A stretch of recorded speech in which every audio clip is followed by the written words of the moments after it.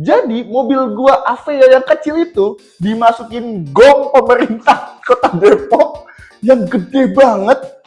Kesel dik, lu mau bertingkah mau gimana, mau lu ganteng gimana, tetep motor lu Supra. Iya. Sakit lah dada gua kan, gua bilang. Tolong deh, engineer Supra. Kenapa kalian menciptakan motor yang kepalanya selalu geter? Bahkan Supra gue juga dulu sempat dipasangin box juga, Oke. pasangin antena lagi karena buat HT kan.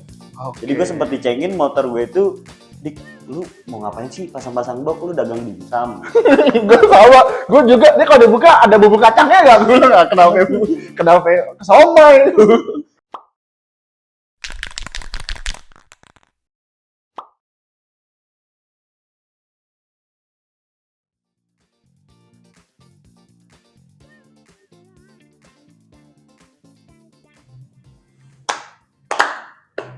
Selamat datang di Breast Talk. Gue Adit. Gue di Kills. Thank you so much buat kalian semua pendengar Breast Talk yang sudah mengikuti semua episode. Jadi kita sudah fix tayang di setiap malam minggu untuk nemenin kegabutan kalian. Oke, untuk kali ini kita akan bahas apa nih, Dit? Hari ini temanya nih harusnya laki banget, Dik. Apa tuh? Kita akan bahas otomotif. Otomotif ya, kebetulan gue anaknya otomotif banget sih. Gua juga anaknya gias. Parah. Apa nih, kita mulai dari mana nih? Mungkin gue mau cerita dulu kali ya. Kalau otomotif atau kendaraan pertama yang gue dibeliin pasti ya. Jadi dulu tuh gue tuh SMP, Dik. Oke, pertama kali tuh ya. Pertama kali, dan ini belum dibeliin, ini masih kayak lungsuran bokap. Motor paling legendaris, Suprafit. Suprafit ya. Suprafit gue beda. Suprafit gue itu lungsuran bokap gue. Bokap gue itu orang Telkom. Jadi kalau lu tahu dulu sebelum IndiHome, itu namanya Speedy. Speedy ya. Namanya Speedy. Jadi di Suprafit gue ada tulisan Speedy gede banget sama Telkom Committed to You. Spesifik banget ya. Spesifik banget sama stiker Flexi. Wajib provider tuh nyangkut di motor lu. Harus yang karena itu motor operasional kantor yang sudah jadi hak milik bokap gue. Waktu itu. Gue kira emang motor lu ada wifi-nya gitu, Dit. Pengennya gitu, tapi dulu kan wifi dulu kan disambung pakai kabel telepon ya. Iya lagi. Belum yang jaringan, belum apa itu fiber optik. Jadi kalau pasang wifi dulu harus punya telepon dulu ya? Harus punya telepon, Ya, baru lo bisa telepon Telkom buat pasang internet. Kalau lu motor pertama apa, Dik? Gue SMP belum pakai motor, terus gue dibeliin motor itu gara-gara mau masuk SMA. Dan biasalah ya, pada zaman itu 2000 berapa ya? 2010 kali ya? 2010 tuh gue SMP, gue pengen banget dulu punya motor Satria FU. Satria FU. Yang palanya kayak onta atau yang udah ada kayak ultra Kamen Rider itu? Kan ada tuh. Aduh, gue nggak tahu udah spesifiknya. Pokoknya Satria FU dulu di kalangan SMP, kalau lo udah punya Satria FU, pasti cewek lu cakep-cakep gitu, Dit. Iya, dulu kayak cowok tuh kalau pakai FU itu udah minimal banget tuh cewek lu top 10 lah, top 5 lah di sekolah itu. Yoi, kalau nggak top 10, top brown. Gitu. Dan alhasil singkat cerita gue pengen masuk SMA, yaudah deh karena lu udah SMA, lu sekolahnya lumayan jauh karena gue sekolah di Bogor, lu dibeliin motor gitu. Terus gue ngajuin lah proposal di motor kan. FU, terus gue pengen Matic juga. Akhirnya nggak tahu kenapa gue kena angin apa, karena bokap gue bilang Jupiter MX aja biar bokap bisa ganti-gantian. Akhirnya gue memilih motor paling legendaris pada saat itu dengan irit, bisa bonceng 3, yaitu Supra X. 125. Sama-sama Supra, tapi kita yang X-nya bukan yang Fit gitu. Tapi Supra itu melambangkan kesetiaan dan kerja keras tuh dulu. Parah. Jujur gue dulu SMA dengan motor Supra X, gue kan belum sampai sih gue. Apa? Yang mau dimodif tuh apa? Supra gue itu dengan lambang Telkom dan Speedy-nya ya, gue mencoba untuk ganti velg. Oh, lu modif ya? Gue modif. Ya, dulu gue beli velg tuh mereknya ini, Virosi kalau tahu. Mereknya Virosi, pakai ban 200, ban kecil, ban cacing. Gue sempat ada di era alay itu lagi, maksudnya kan apalagi yang mau diubah, kayak lu nggak bisa ganti rangka, lu nggak bisa ganti, dulu belum ada lampu bilet LED, belum belum ada. Cuman kan dulu sempet rame tuh Supra pakai keranjang di depannya ini. Oh, nggak pakai tailuk gitu. Yeah. Kebetulan palanya geter. Jadi daripada gue pegang keranjang geter, pala geter, kan petang gue cuma satu nih. Iya lagi. Tolong deh, engineer Supra. Kenapa kalian menciptakan motor yang kepalanya selalu geter? Iya. Itu gue ngerasain banget sih. Jadi kalau bawa motor otomatis karena Supra kan nggak kopling kebetulan kan. Betul. Jadi tangan kanan megang gas, tangan kiri megang pala batak tuh. Nggak geter. Itu gitu. Dari Citayam sampai Bogor gue pegangin tuh pala geter. Jadi nggak ada tuh romantis tangan kanan megang gas, tangan kiri megang tangan cewek, nggak ada. Nggak ada. Pala geter dulu. Lu kalau bawa cewek tuh sama geter tuh pala, nggak kedengeran ya orang ngomong apa. Iya lagi. Karena kenapa gue dulu pengen banget FU. Jadi pas gue masuk SMA nih, teman gue yang punya motor FU, dia tuh dideket-deketin cewek gara-gara FU-nya ganteng gitu. Knalpot bobok, joknya jok somjin, betul, dipapas abis, diolesin ini kit, biar perosotan sampai Jawa Barat dulu. Perosotan loh. Terus pelaknya pelak TK pada zaman itu. Aduh, tuh mahal gitu TK tuh. Dan gue waktu itu punya Supra cukup minder ya deketin cewek waktu itu. Karena kayaknya kurang deh motor bapak-bapak. Betul. Dan temen gue itu punya FU, buset deh. Udah kayak apa ya, Justin Bieber kali di sekolah ya. Kayaknya lu bisa dapetin siapa aja. Sampai cerita lucunya itu kakak senior gua itu kelas 3, gua baru masuk kelas 1, sampai teman gua tuh dijegat di toilet gitu. Gara-gara motor FU. Jadi disamperin, lu yang namanya ini ya. Motor lu FU ya? Gua boleh minta kontak lu gak? Segitunya banget anjing sama motor.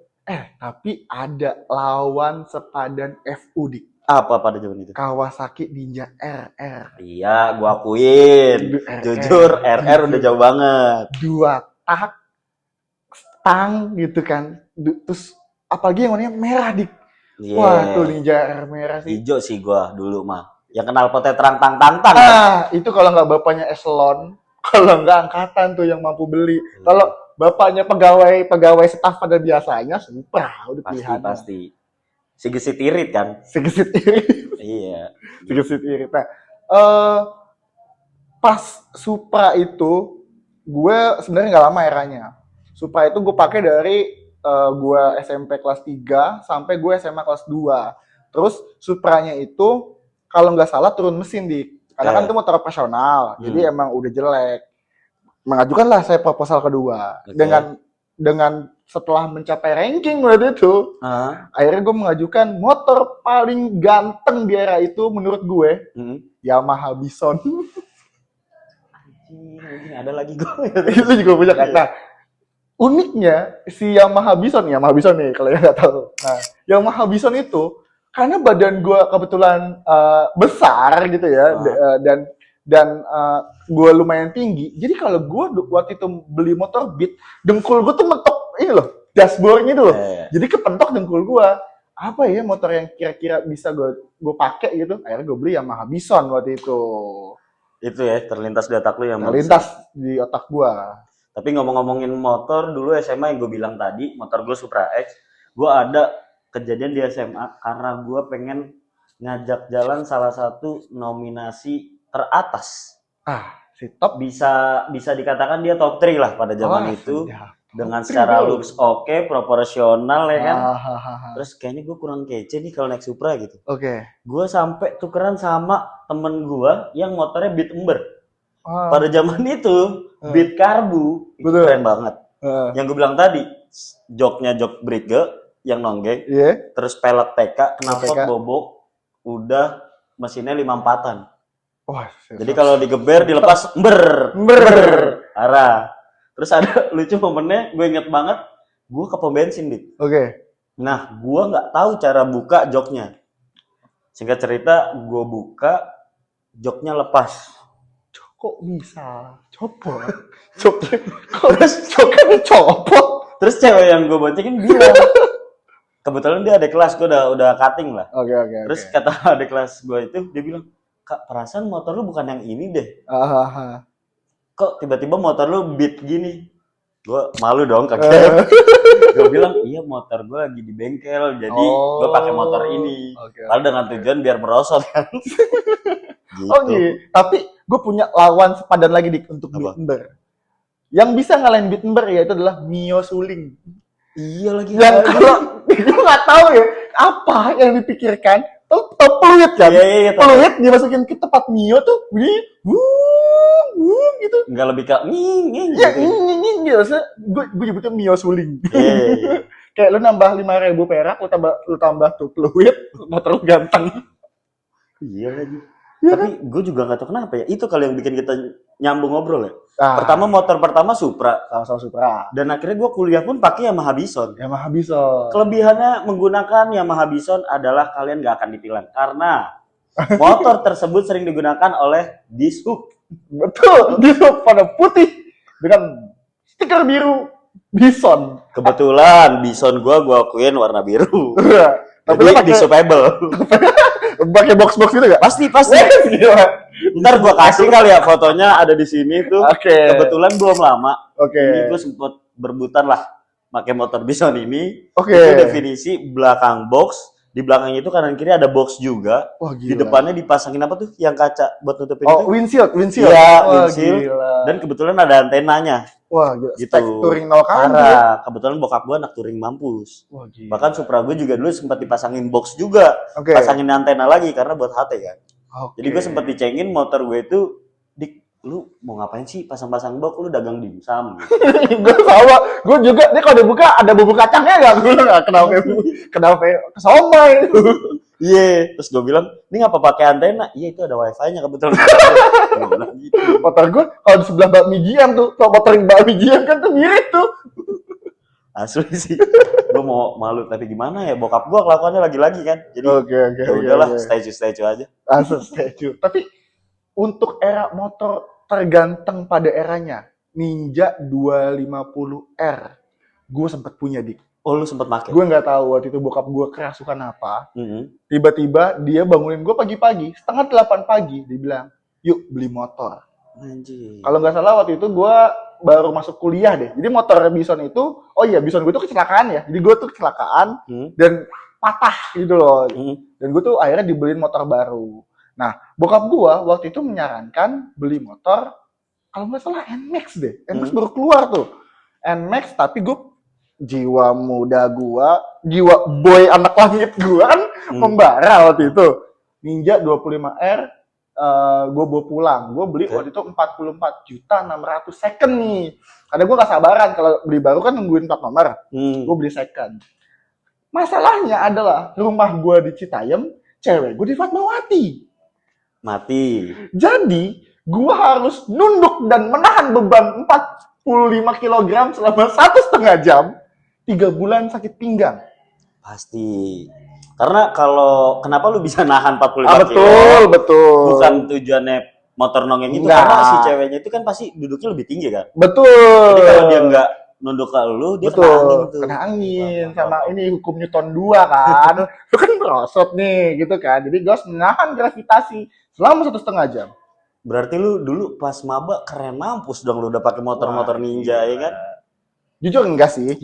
Waktu itu di Gundar, kalau lu tahu Jody Motovlog, ada Jody Motovlog ya. Okay. Itu ada Gundar, Dik. Jadi dia punya R6. Yamaha R6. Jadi kalau 250 sih ya udah lah ya, masih ya udah aja. Tapi menurut gue cukup happy karena bisa ini loh, cornering. Iya, lu keren anjing. Gue pakai Supra sampai kuliah anjing. Makanya dulu tuh kayak gue sempat dicengin sama teman gue, cewek. Nggak tahu kenapa dia kayak kesel, Dik, lu mau bertingkah mau gimana, mau lu ganteng gimana, tetap motor lu Supra anjing. Iya. Sakit lah dada gue kan, gue bilang.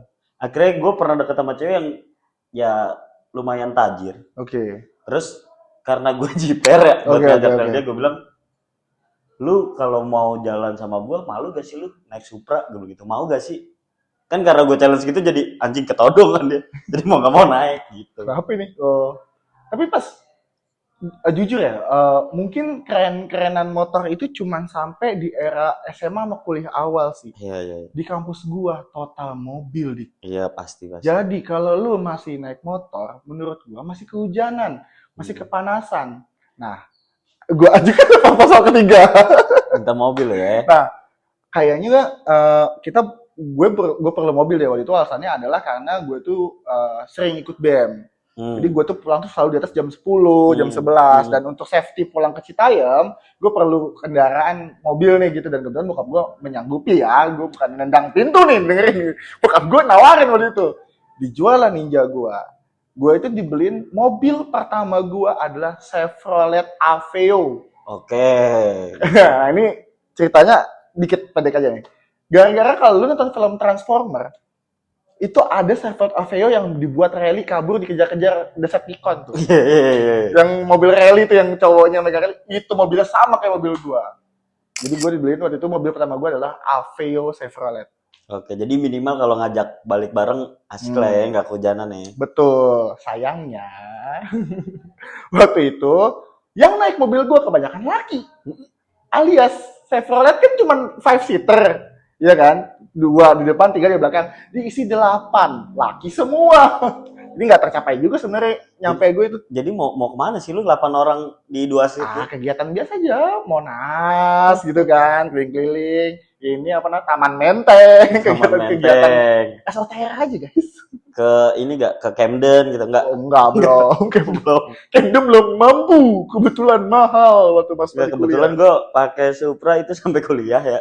Terus udah mulai dicengin itu yang trigger, anjing lu pakai Supra mah susah dapet cewek nih. Jadi gue mengajukan ke bokap, nggak dibeliin motor. Gue dulu rengek-rengek 15 kan. Kayak ganteng banget dulu pakai 15. Akhirnya dikasih tukeran.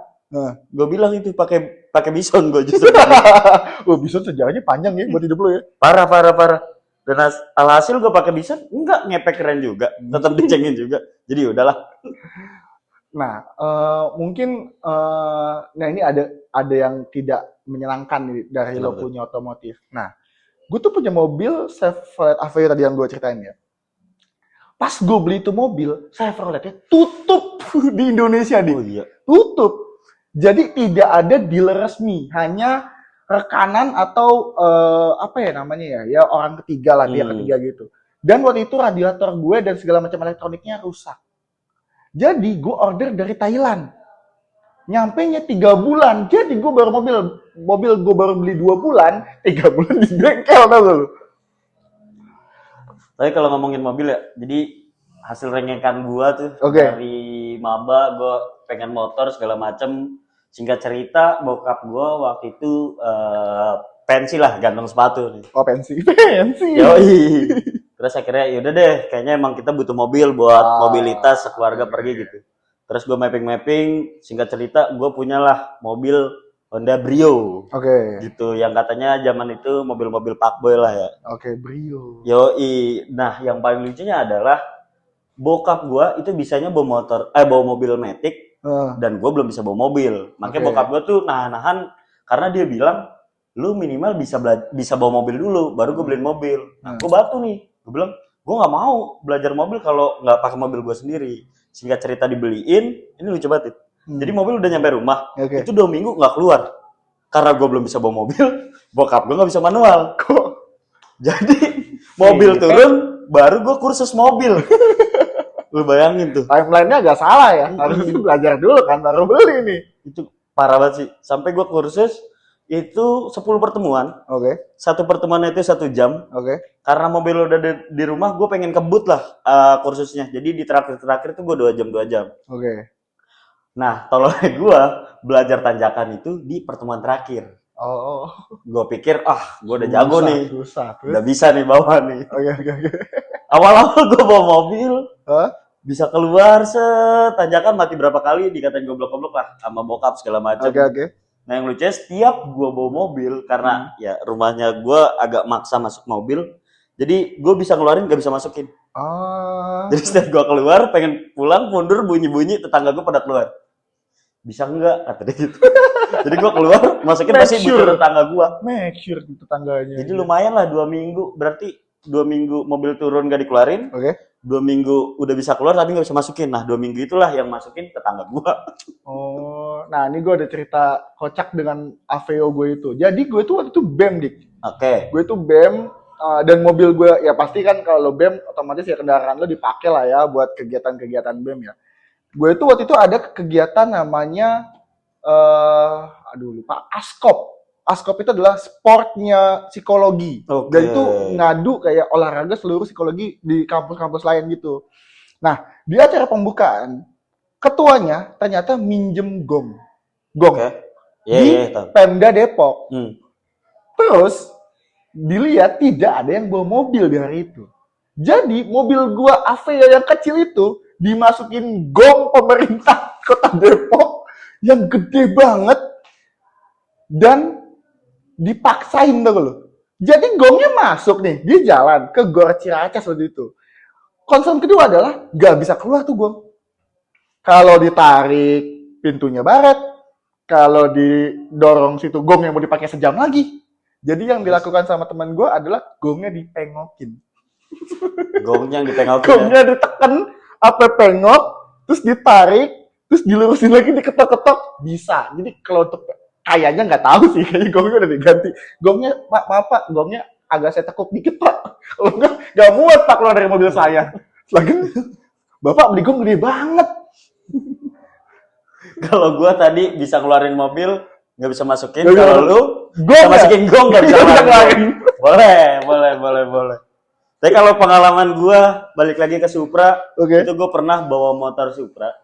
Kondisinya waktu itu gua pengen ada acara staycation dari kantor. Gue berangkat dari City IM balik lagi. Gue berangkat itu sekitar jam 1, setengah 2 lah.